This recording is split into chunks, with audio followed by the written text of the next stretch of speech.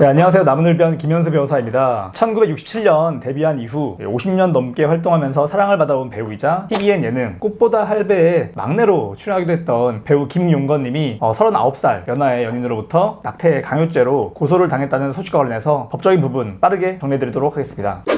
아직 무슨 일인지 잘 모르시는 분들을 위해서 배경 설명 먼저 드릴게요. 배우 김용건님 아시죠? 나이가 어린 분들께는 아마도 배우 하정우님의 이제 아버지로 더 알려져 있을 텐데, 이분 정말 동안이셔서 그렇지 사실 1946년생이고 데뷔가 1967년이에요. 올해 76세인데 그러니까 13년 전이죠. 63세이던 지난 2008년 한 드라마 종영 파티에서 당시 24살이던 여성 A씨를 만났습니다. 나이 차이가 39살이기 때문에 좀 충격적일 수는 있는데, 김용건 배우는 1996년 이미 이혼을 했기 때문에 이때는 그래도 싱글인 상태였어요. 실제로 김용건 배우는 2015년에 MBC 예능 나 혼자 산다의 싱글남으로 출연하기도 했었죠. 아무튼 39살 연하인 이 여성 A씨와 좋은 관계를 이어왔고 올해 3월 A씨가 임신을 하게 된 거예요. 13년 만에. 김용건 배우가 76세 그리고 A씨가 37세. A씨는 4월 초 김용건 배우에게 임신 4주라는 사실을 알렸고, 김용건 배우는 아이를 낳을 수가 없다, 현실적으로 무리다 라면서 애원도 해보고 하소연도 해보고 화도 냈다고 해요. 하지만 A씨는 아이를 낳기를 원했고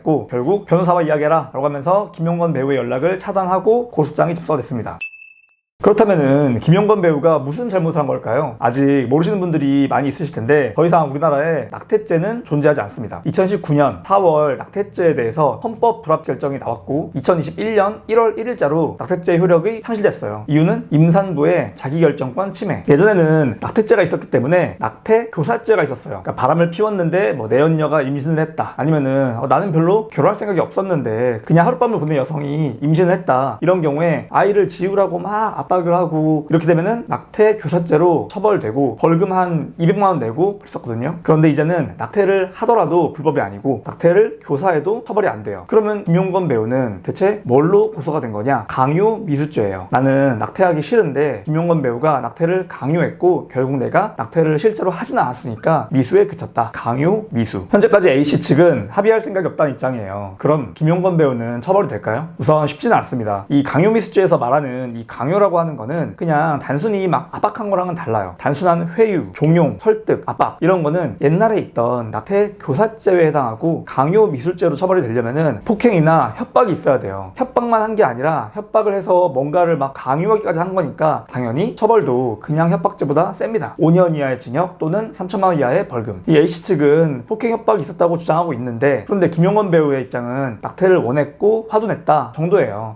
개인적으로는 13년간 관계를 이어온 연인이자 아이를 임신했던 여성에게 과연 이 70대 노배우가 폭행, 협박을 했는지는 좀 의심스럽긴 합니다. 실제 처벌로 이어지려면은 A씨의 주장이 증거로서 입증되어야 될 거예요. 아무리 13년간 연인 관계를 이어왔다고 하더라도 김용건 배우와 A씨는 부부관계가 아니잖아요. 그러면 이 아이는 어떻게 되는 걸까요? 김용건 배우는 건강한 출산, 양육을 위해서 최선을 다하겠다는 입장이기 때문에 아마 출산을 하게 되면은 인지를 하게 될 거예요. 민법 제855조 혼인 외의 출생자인데 네 맞다 라고 이렇게 출생신고를 하는 거예요. 그러면은 김용건 배우의 두 아들과 마찬가지로 친자 관계가 성립이 됩니다. 나중에 상속이 발생했을 때 이 아이한테도 하정우 배우와 똑같이 3분의 1씩 이 김용건 배우의 재산을 상속받을 수 있는 권리도 있는 거예요. 현재로서는 그런 상황이 벌어지지 않을 것 같기는 한데, 만약에 김용건 배우가 친자를 인정하지 않는다면은 그러면은 A씨가 김용건 배우를 상대로 인지 청구 소송을 제기하게 될 거예요. 강제 인지. 물론 A씨는 김용건 배우와 혼인을 한 적이 없기 때문에 상속권이 없어요. 이미 1996년에 이혼을 한 김용건 배우의 전처도 마찬가지입니다. A씨가 낳은 그 아이만 상속을 할 수가 있는 거예요. 김용건 배우는 5월 21일 변호사와 이야기를 하라면서 A씨로부터 차단당한 이후에 아들들에게 사실대로 이야기를 했고 5월 23일부터 출산과 양육의 책임을 다하겠다라고 하는 뜻을 여러 차례 전달했다고 해요. 그런데 2달이 지난 7월 24일 고소장이 제출이 됐고 최근 A씨는 서초경찰서에서 고소인 조사를 받았습니다. 아마도 이미 감정이 상해버렸기 때문에